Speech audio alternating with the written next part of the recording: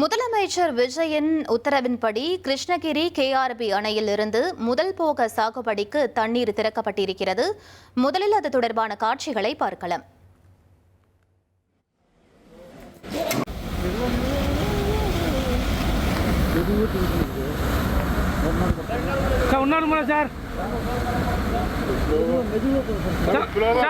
கொஞ்சம் ஸ்லோவா சார், கொஞ்சம் ஸ்லோவா சார்.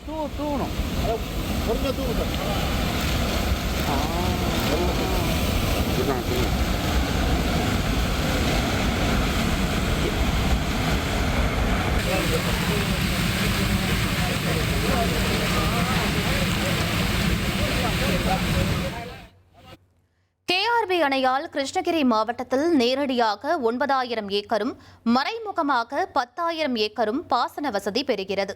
இந்நிலையில் முதல் போக சாகுபடிக்கு தண்ணீர் திறக்க வேண்டும் என விவசாயிகள் கோரிக்கை வைத்ததன் அடிப்படையில் நீர் திறக்க முதலமைச்சர் விஜய் உத்தரவிட்டார்.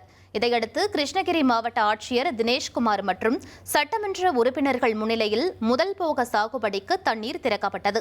இந்த நீரை மாவட்ட ஆட்சியர் மற்றும் சட்டமன்ற உறுப்பினர்கள் கால்வாயில் மலர் தூவி வரவேற்றனர்.